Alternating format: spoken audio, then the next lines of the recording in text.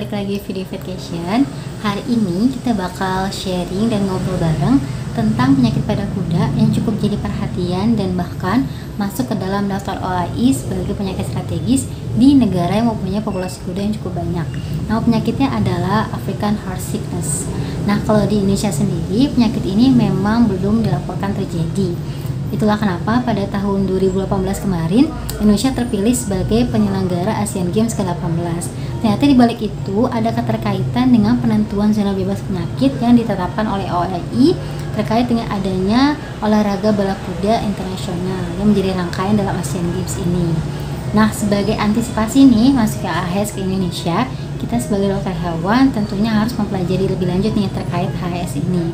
Oleh karena itu di sisi ini kita bakal sharing bareng terkait penyakit HAS bersama bintang tamu kita yang juga merupakan salah satu kolega aku nih, seorang dokter hewan kuda yang kebetulan sempat terlibat nih dalam penanganan kasus HAS di Thailand pada tahun 2020 kemarin.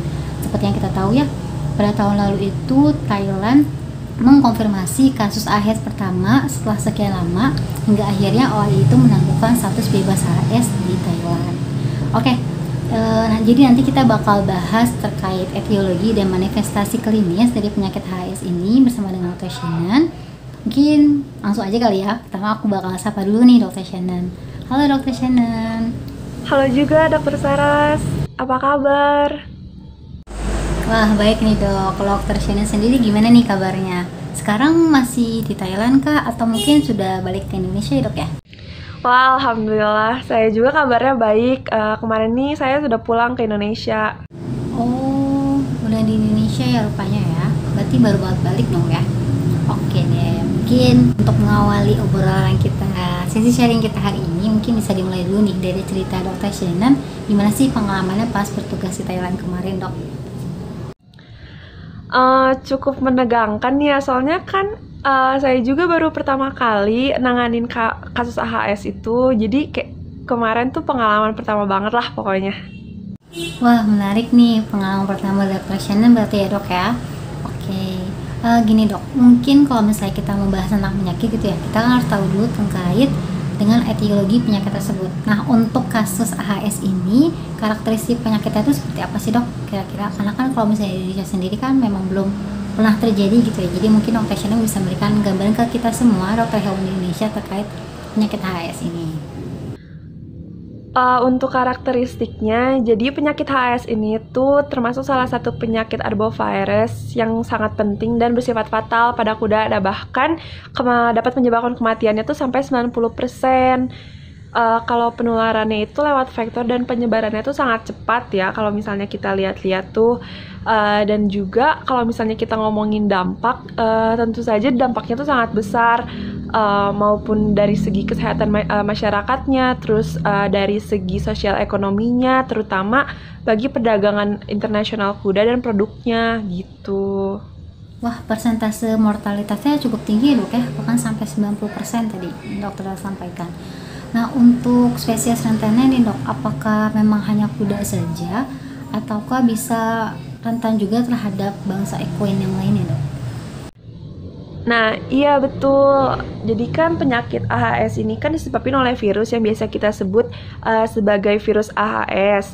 Nah, jadi virus ini tuh menyerang bangsa kuda atau equidae yang di dalamnya itu termasuk hewan kuda, bagal, keledai, dan juga zebra. Nah, tapi memang untuk hewan kuda ini dia tuh merupakan spesies yang paling rentan terhadap penyakit AHS ini dibanding sama keledai Afrika dan juga zebra.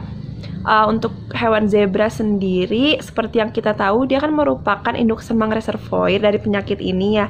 Jadi gejala klinis dan juga kematian tuh sebenarnya jarang kita temukan pada zebra. Oke, berarti untuk penyakit HAS ini spesies rentannya itu memang pada kuda dok ya.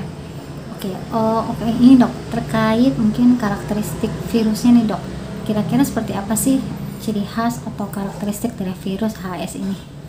Nah, untuk virus AHS ini, dia tuh diketahui berasal dari famili Rheoviridae, genus Orbivirus dengan karakteristik berdiameter 55-70 nanometer, dan juga memiliki 10 segmen genom double-stranded RNA berbentuk icosahedral.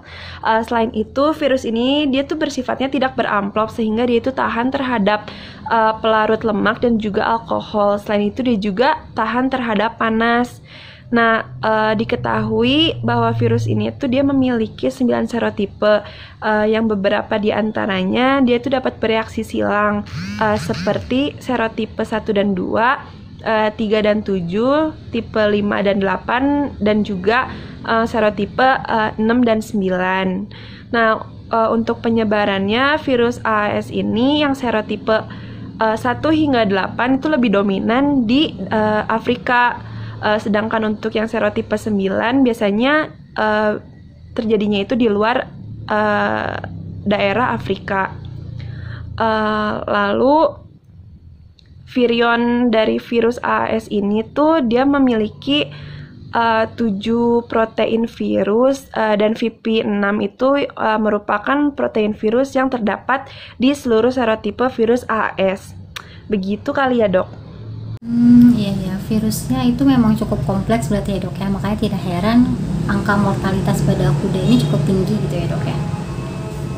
Nah, iya betul banget nih, Dok. Oke, jadi tadi kan kita udah bahas ya terkait etiologi sama karakteristik dari penyakit AHS ini. Nah, untuk pertanyaan selanjutnya mungkin ya, Dok ya. Berdasarkan pengalaman dokter kemarin nih, pas menangani kasus AHS di Thailand, kira-kira gejala klinis yang bisa kita amati gitu ya pada kuda yang terinfeksi AHS ini seperti apa sih, Dok, gambarannya?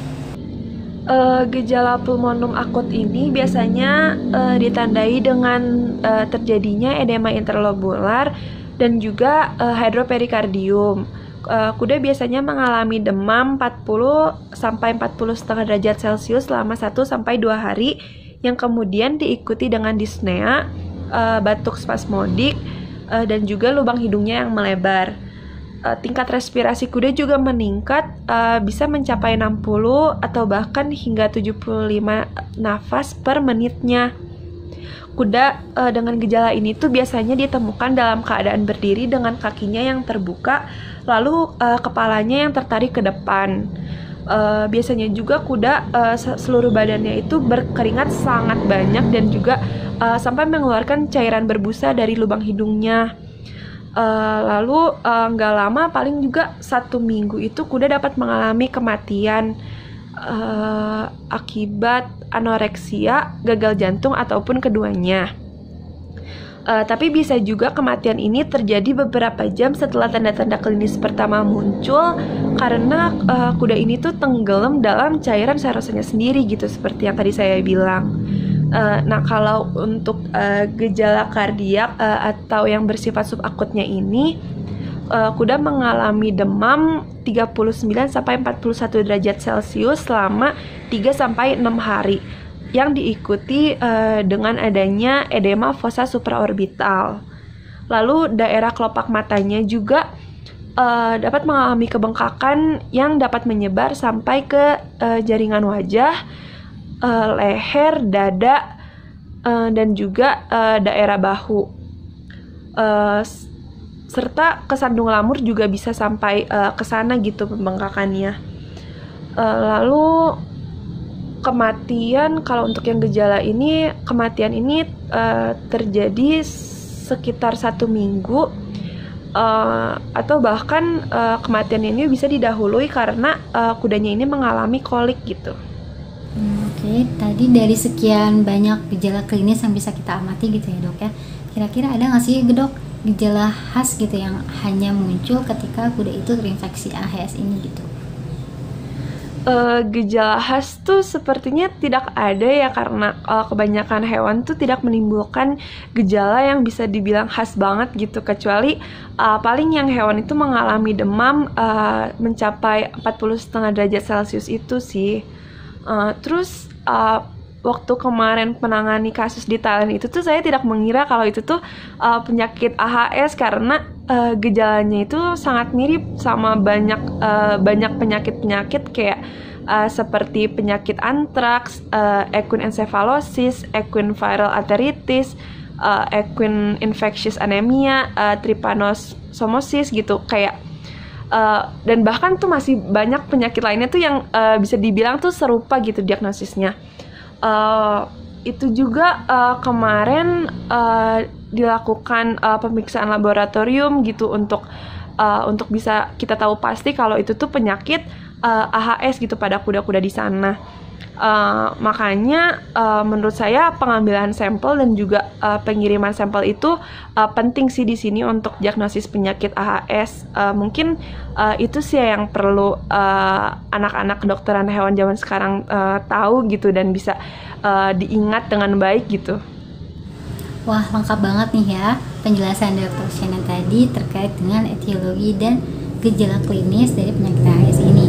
Nah, mungkin nih untuk pembahasan kita di sesi ini terkait penyakit AHS sampai di sini dulu. Sebelumnya aku mau terima kasih banyak nih kepada Dr. Shannon yang sudah bersedia hadir di sini dan berbagi ilmunya gitu ya terkait penyakit AHS ini.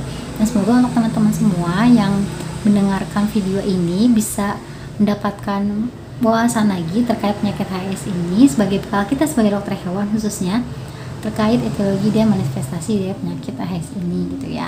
Oke, sampai di sini dulu video kali ini. Sampai jumpa di video selanjutnya. Dadah.